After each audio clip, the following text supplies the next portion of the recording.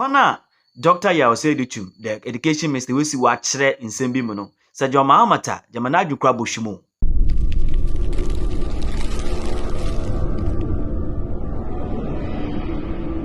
One ma feel be there, on your propaganda, your true fact.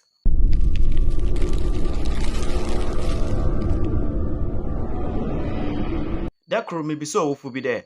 As soon as you say away, into your kind of new investment, wire. I'm telling you the answer of the Mambo Shoko. Also, the new investment a wire and yet then. New investment a wire, Nyakabia water, another a Fubia water. Also, none of these. Now, answer the mammy, the new investment a wire, ye no my Missia Fubia, wow one. Now, education or the Madama Missia Fubasin. Means come about education, Kakra. Now, I bet any baye a general there. Nana Addo Adutwum, no Vice President Dr. Mahmoud Bawumia. Bera will be sido as President, the Vice President. One of one policy, social policy, crowd the Tuga, ye the free SHS, Uganda Maimo. Over a period, no criticism bebre. Binu was the on ye, binu was the on ya papa, binu was the demeanor de. And Nana Addo offer Oye Yaw, Dr. Yaw Adutwum as our education minister. There are no museums mortano. Ontumno onfan tugwa na onyema the education for the sector organ hano ontumno ntemu na I'm telling you there over a period no yehu there ikofu bi kra no wetum graduate out of this free SHS policy ya yetum yehu there they came out with flying colors. Now yenya Yaw Adutwum na interview bi mesme wa kire sentira o madam enyeme nyina okodo. Now mama nke also there back then no yeko the Asian continent no onye Africa na dama two continents here places bia wanga se won yotua no ye places a na ye ka hia na won no wontum no between the ages of 18 and 22 imu there wontum no won school na won do oye university mpo. Imagine a whole continent na less than 20% na we SSR wotum no work university, meaning the 80% was nefie oye hia osanso ye nyimedi a won sene won nya nti no obandama hia na obetinam dama. Imagine a papa no went to Manco school. Or quite now or to be beat the GHS and SHS. Na Ebanus went to Manco school. Idichima trend about your dama. These are the reasons or it's there. Oma Nana Addo Adutwum, or modern and simple, not for as a minister. Then Robaya, Dama Yamanobo to Massasa. Na ye de be a politics inti. Na Emano, Edjun and Sana. To my head and I maybe net up one. Woman connect interview. Or trend Yaw Adutwum, the current education minister. One of the main indicators that enable the country to know if they are on the right track for transformation or not is what is called the gross tertiary enrollment ratio. That is to say, if you go to a community where there are about 100 people between the ages of 18 and 22, you may ask the chief, Nana, how many people are in tertiary education overall? We are not just referring to those between 18 and 22. So if the total number of people in tertiary education within the 18 to 22, outside the 18-22 is, let's say, 20, the gross tertiary enrollment ratio is 20 over 100, which is 20%.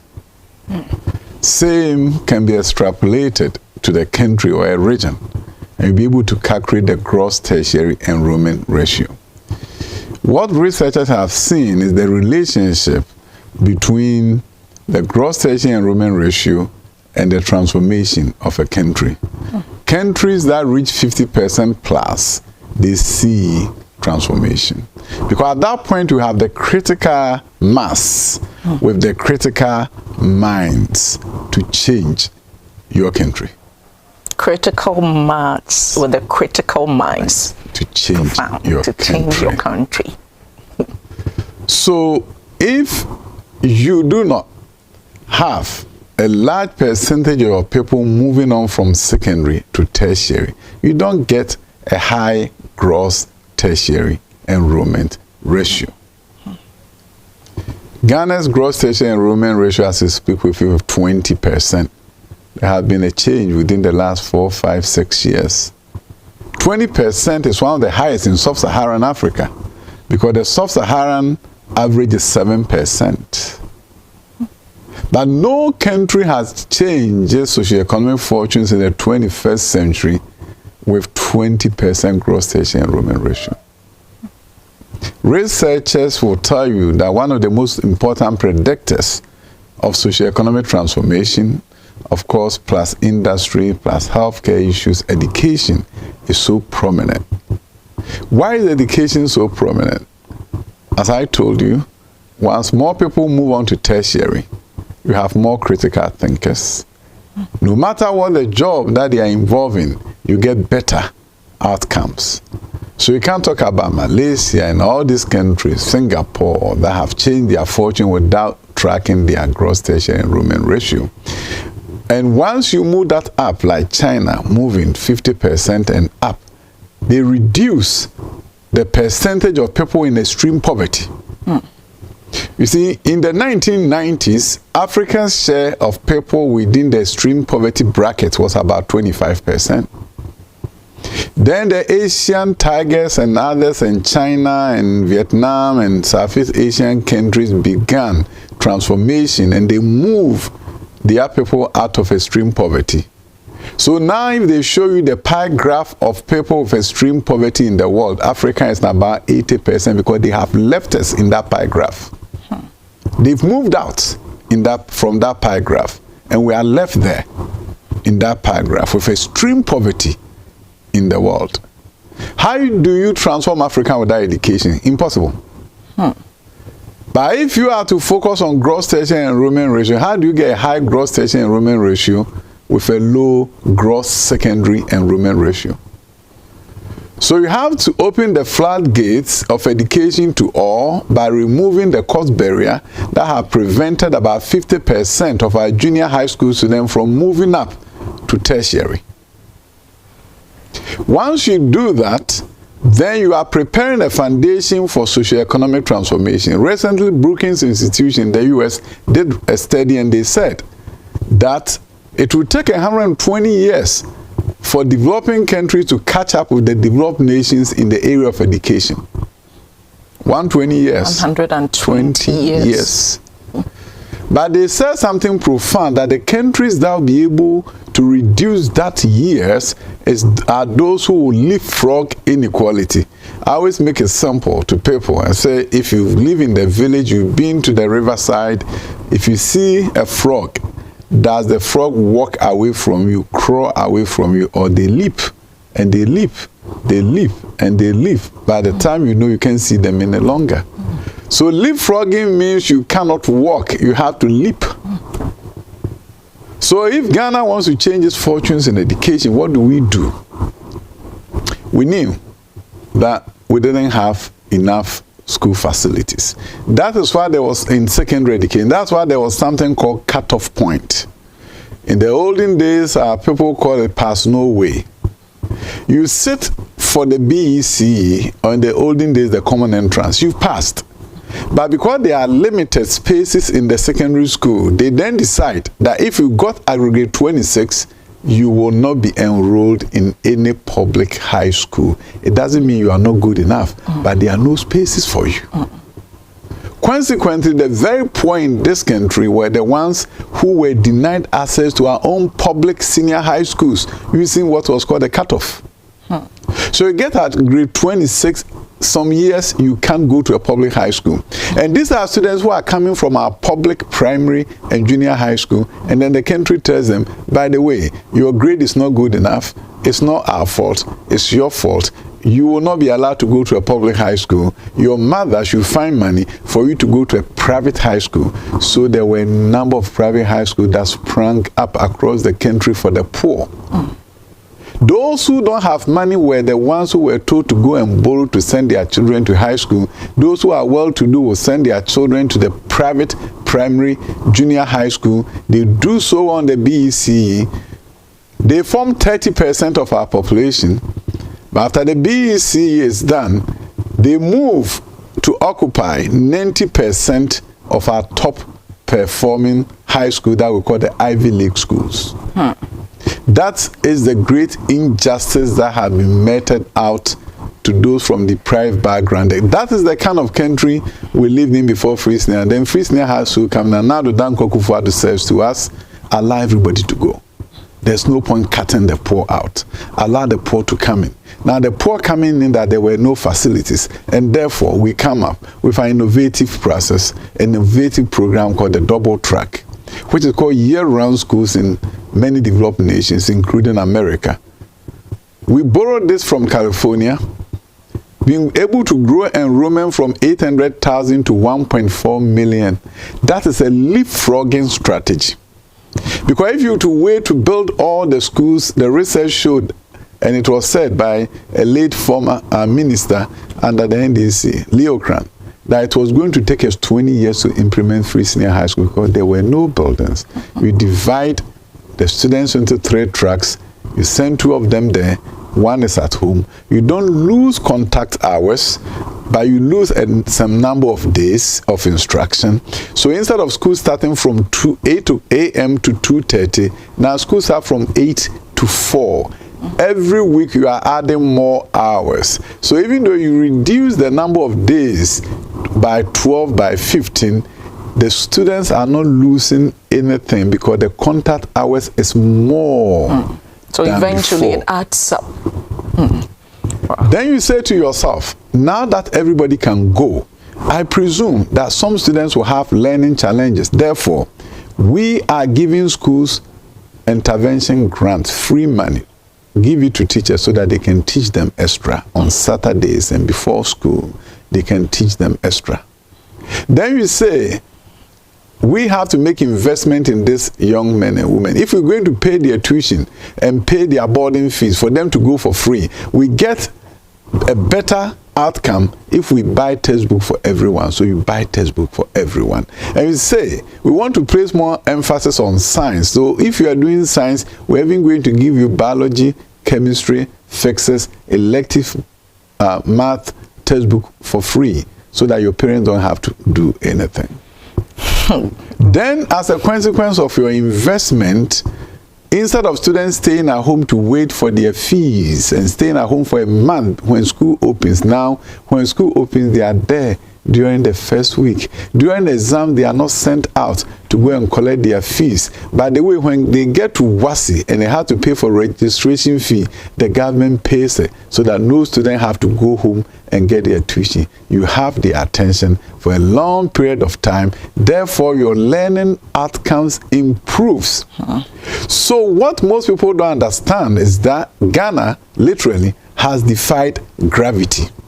Ghana has defied gravity. And the reason why I say that is this: around the world, it's all shown by research that if you increase enrollment, your learning outcome diminish. So the interesting thing is that, so there are some researchers, some professors in Ghana who have said free senior high school has not worked. Because research has taught them in school and when they were teaching that if you increase enrollment, outcome diminish. Why does outcome diminish? Because when you increase enrollment short term and you don't have the building, you increase class sizes. Definitely. So instead of 40 students, it's 80 students. Therefore, the teacher don't get to teach them well. But the moment you introduce double track, you reduce class sizes. Accra girls, during the first year of the double track, instead of 50 students in the class, it diminished to 30. So you see, you have done something unthinkable by using an approach. The approach that says, why don't I increase contact hours every day, reduce the number of days in the school year, and get better outcome because the contact hours is from 8 to 4 instead of from 8 to 2 or 2:30. Let me go back to the free SHS that we talked about earlier. I mean, you educated us on it vastly, but some have concerns that we need to scale back and eliminate the burden, you know, school side. What do you say to that? You see, the point of the matter is this. In a developing country like ours, where certain sections of our society don't have schools, it's difficult to talk about eliminating boarding schools. Very difficult. You know, there was this move towards day senior high schools. Mills, Mahama did a great job building E-blocks. But what came out eventually was that if you do the E-block in a remote community, in Ghana, in spite of your best interventions, best intentions, you cannot operationalize them. Because in that village where you dropped the beautiful edifice called E Block, there are only 30 students who are graduating from junior high. So if you drop that big school there, it will have 30 students first year, 30 students second year, 30 students, so 90 students in a school that can take 1,200. Where should the rest of the students come from? Far away places. They have to come and rent a room in that community, rooms that may not exist.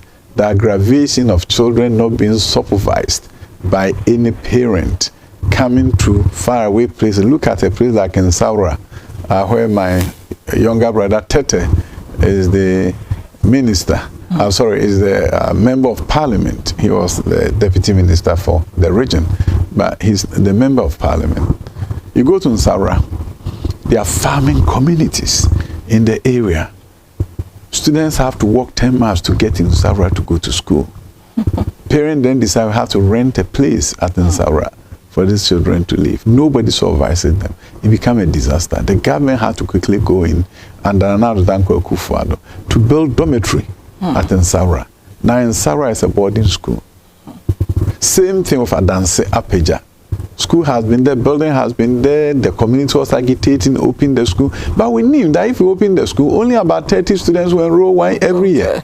So we quickly had to put up boarding facility there. So Adanse Apeja has now opened with 200 plus students. Fantastic. Because there's a dormitory there. And the school is now boarded. You look at Drobonso, a school that's about 2-3 miles away from the town Drobonso.